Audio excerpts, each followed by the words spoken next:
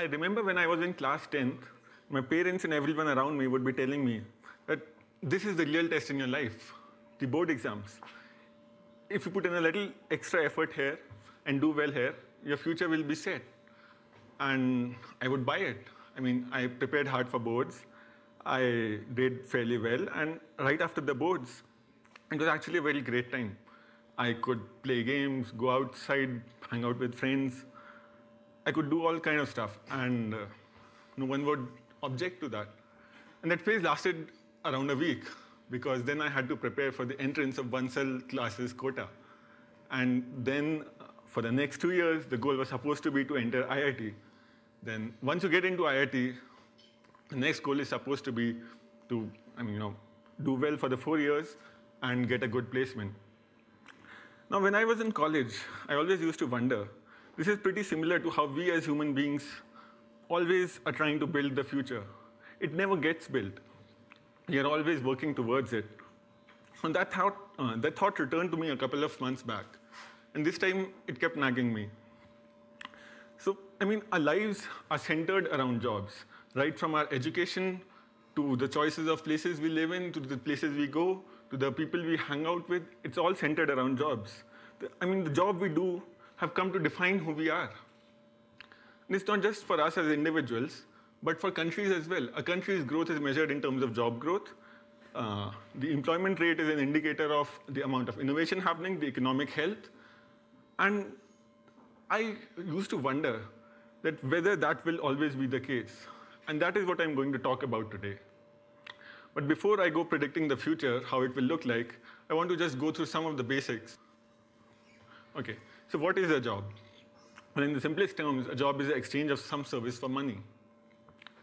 So why does a job exist? A job exists because someone wants something done, and they're not willing to pay. Either they are not willing to do it, or they can't do it, and they're willing to pay for it. Who creates these jobs? Well, any individual with a skill that he's willing to provide as a service and people are willing to pay for it can create a job for himself. But most of the jobs are created by entrepreneurs who try and figure out ways of combining skills of different people, capitals, goods, and create something of value. Now, it's an important point to note here that most of the jobs are not created for the sake of creating jobs, because the motives of the entrepreneur is not to create jobs, but instead to create value. The jobs getting created is just a side effect. Next, I want to talk about the lifespan of a job. So this might seem like a strange thing to say. Do jobs even have a lifespan? Well, yes, most jobs do have a lifespan. In fact, I would claim all jobs do have a lifespan. Let's look at some of the jobs that have gone extinct over the period of time. So this used to be an enemy aircraft detector before radar was invented. These people used to light lamps at nights. These are bowling alley pin setters. And you all know the switchboard operator. Now, as ancient as these jobs might seem today, at the time it was pretty obvious to everyone that these jobs needed to be done by humans. But at the same time, there are a lot of jobs that have continued to exist for a long period of time and probably will continue to exist for a long period of time. Like doctors, architects, strategists, politicians, waiters, even prostitutes, managers, painters, authors. So now, I want to just try and analyze this. What is it that makes these jobs exist for such a long time, and we can't see them ending anytime soon? The common thread between these is that all of them fall in either one of these three buckets. They're either too difficult or complicated to be done by machines or to be automated. They either involve human or emotional interaction, which is valued by the person who receives that service or product, or they require creativity. At the same time, there are a lot of jobs that do exist today, but you can all relate that these jobs might not exist, let's say, 10 to 20 years from now, like accountants, ticket vendors, security guards, drivers. Now that we understand that jobs have a lifespan, and it might vary from a job to job, I want to talk about what are the stages that the lifespan of a job goes through. So typically, someone realizes that a particular skill can be used to create something of value, and that leads to creation of a job.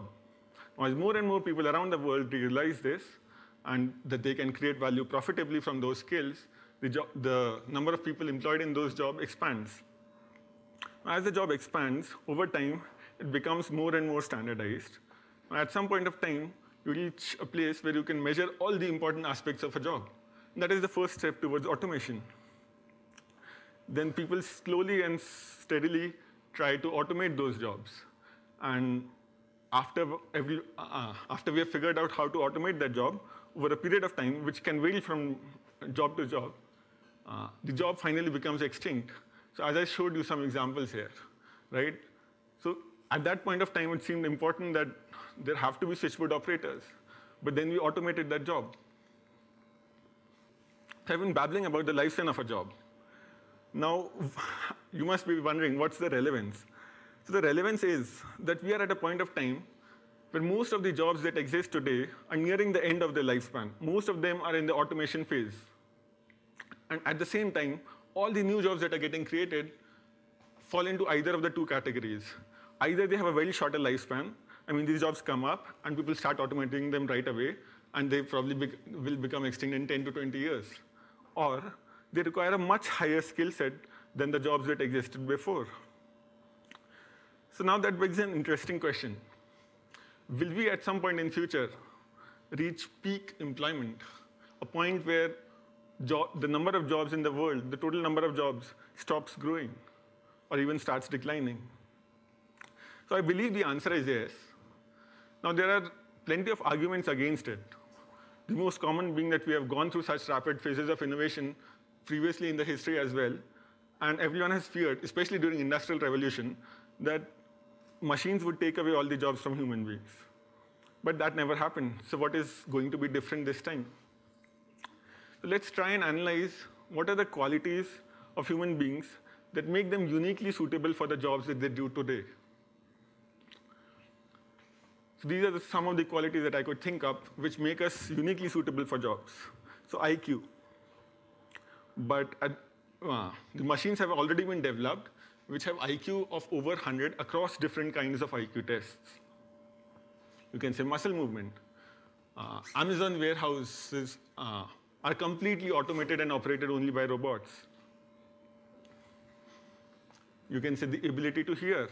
Our phones can hear us almost perfectly. It's solved for English and is being solved for other languages.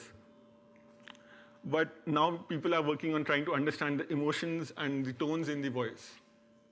You can say it's the ability to see, to actually see something and understand what you are seeing and comprehend it. Now, we have made significant progress, but it's expected that it will take still 15 to 20 years for us to resolve that.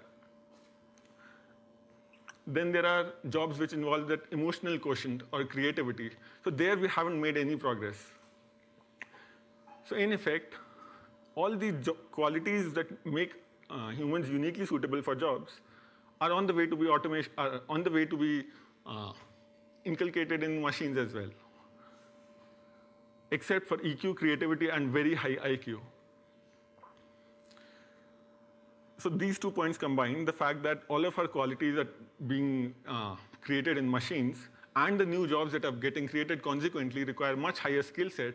This means that at some point in future, it could be 30, 40, or even 50 years down the line, we might reach a point where a lot of us simply are not in a position to contribute to the economy. That's not necessarily a bad thing. I mean, imagine you come from some other planet. You have no concept of job. You come here and you see that only 10 people need to work for you to live your life properly. And that would sound great, right? Now, the problem here is that the wealth distribution model that we follow, which is very close to perfect capitalism, that starts failing. Because if we need only a few people to work, what happens to the wealth distribution model? How do the people who don't need to work actually get money to buy things, to get services? So one of the fundamental beliefs of capitalism is that if you work hard, you can all be successful.